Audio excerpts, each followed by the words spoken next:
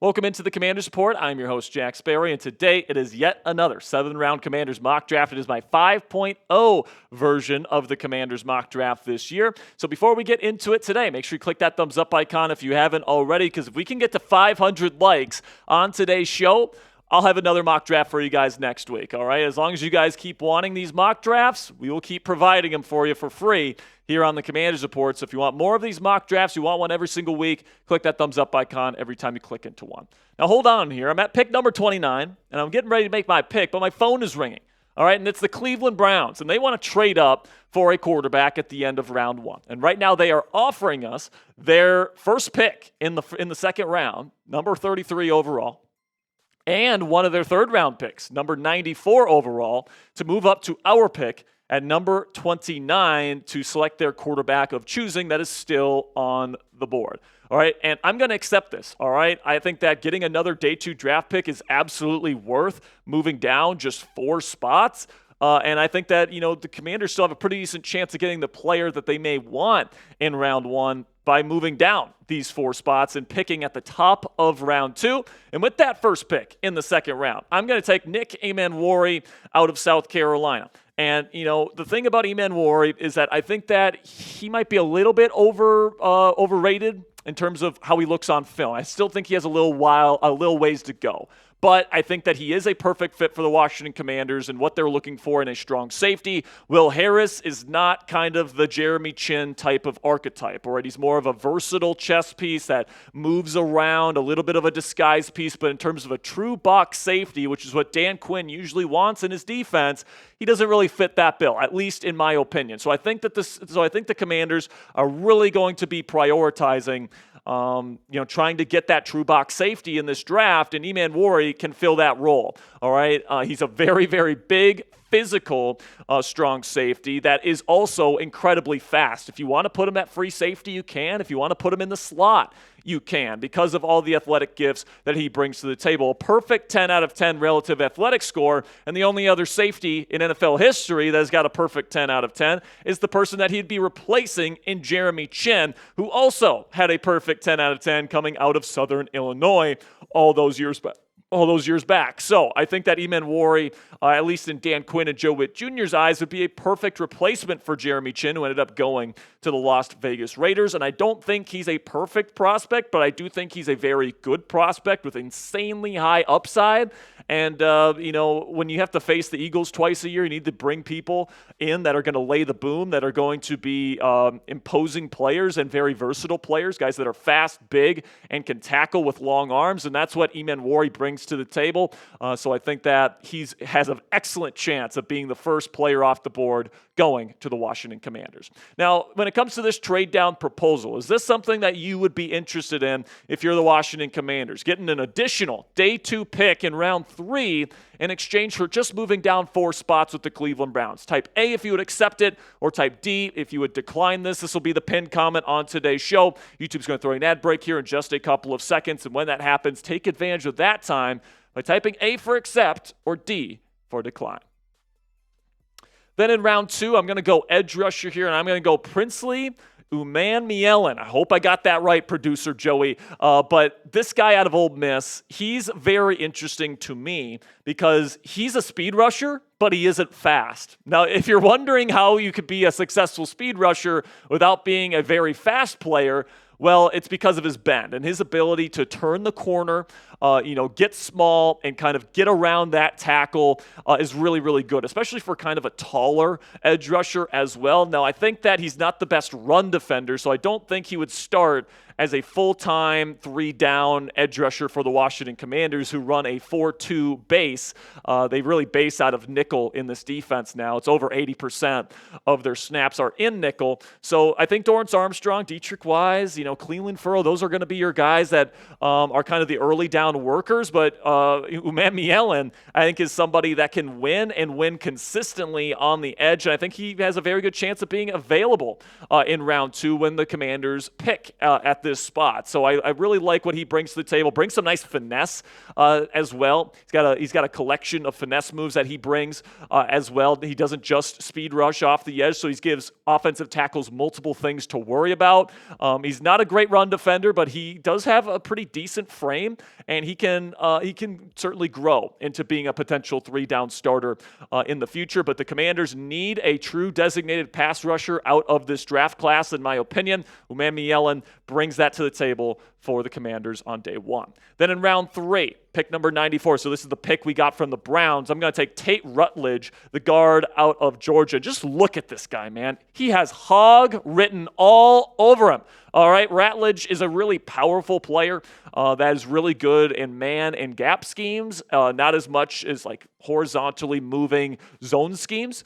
And Rutledge, I think, would be a perfect fit for what the Commanders want to do. They want to live in shotgun. They want to live in pistol. They don't want to do a whole lot of like horizontal, wide, and outside zone concepts. They like to run duo. They love to run gap concepts, all these different things that Cliff Kingsbury brought to the table last year. And I think that you can plug him in right away as your starting left guard over Nick Allegretti. Dan Quinn said at the NFL owners meetings this week that Brandon Coleman will be playing right tackle, at least to start the offseason program. And with Sam Cosmi looking like he's going to miss time with that ACL tear at the start of next season, Andrew Wiley is currently slated to start at right guard.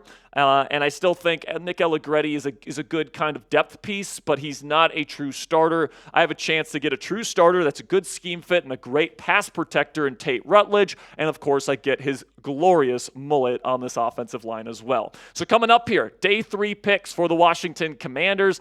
Some draft sleepers for you guys to keep your eye on. But before we get into that, let's have a word from our sponsor today at PrizePicks. And PrizePicks is the best place to get real money sports action all on your phone, and it's 100% free to download right now, and you can join over 10 million members when you sign up today. PrizePicks invented the flex play, which means you can still cash out if your lineup isn't perfect, and you can double your money even if one of your picks doesn't hit. PrizePicks puts their members first, so all withdrawals are fast, safe, and secure, and when my picks hit, I can get my money in as quick as 15 minutes. PrizePicks also offers weekly promotions that can lead to big payouts like Taco Tuesday, where every Tuesday, PrizePicks discounts select player projections up to 25% to provide even more value for your lineups. You guys can get your full season projections in on PrizePicks for baseball. Here I got my full season projections for Paul Skeens on strikeouts. Obviously, I'm taking the more. Then I'm taking the more on Skubal strikeouts as well, more on triples for Jarren Duran, and then I got more on stolen bases for Shohei Ohtani. So you guys can download the app today. Use code CLNS. It's on your screen right now to get $50 instantly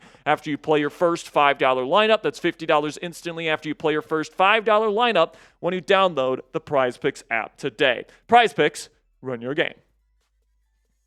So in round 4 here, I'm going to take, and this is going to bring a lot of PTSD back to Commanders fans here. I'm going to take an undersized outside corner in Kobe Bryant out of Kansas. Now, Kobe is very undersized, and people are going to be like, Jack, we just got done with Emmanuel Forbes. I don't want another skinny corner that is undersized. And I get it, and he is tiny, but he's also a dog, all right? And he is somebody that's going to get in your grill, and he is going to be somebody that lets you know when you have lost a rep. And that's something that I want in this Commanders defense. You already have a guy like that in Marshawn Lattimore, but you want people to fear this Commanders secondary, and Kobe Bryant as a number 2 corner can kind of fill a similar role to what Mike Samerstill filled last year on the outside. I would like to move Samerstill back to the inside to the slot and so that he can be a true impact player as a nickel. I think he's a good outside corner. I think he's a better slot defender, so that's where I would prefer to play him. You did bring in Jonathan Jones this year, but that's a short-term deal. I'm not sure if he's necessarily being viewed as the future of that position, but I think Kobe Bryant's somebody that probably doesn't start week 1, but if Jonathan Jones struggles on the outside, like he did with the New England Patriots last year, you have an opportunity to go to Kobe Bryant, and you could still have Mike Samerstill in the slot. You're not forced to move him back outside, and you can allow him to be the impact player that he can be in the slot. So Kobe Bryant, really good in coverage, great competitor, and he's really good at mirroring concepts in man coverage. That's what the Commanders are looking for right now, and he's a hell of a competitor, and this guy's a football player, all right? So I'm going to bank on those traits. And I think that he's got a lot more dog in him than Emmanuel Forbes did. So I think that this one could be the skinny corner that works for the Washington Commanders. Then we get to round 6, and I'm going to take an inside linebacker, a thumper here, in Danny Stutzman, the inside linebacker out of OU. And the Sooner inside linebacker is terrible in coverage, which is why you're getting him in round 6. But there are a ton of inside backers in this league. First one that comes to mind is a Landon Roberts, who has been a long-time starter in this league that just sucks in pass coverage, all right? And Bobby Wagner, for that matter, is not very good in pass coverage at this stage in his NFL career. But he is a thumper. He's a great blitzer. He's a great communicator. He's a great leader. And Stutzman can bring that entire skill set to the table as well. And you're getting him in round 6. So I think that you're getting him here as a potential future thumper and on early downs as a run defender and as a blitzer, and somebody that could be a potential leader for your defense for the long term after a year learning from Bobby Wagner in this defense, who is still kicking at his age. Then in round 7, I'm going to take a sleeper wide receiver here. One of my favorites in this class is Jimmy Horn Jr. out of Colorado.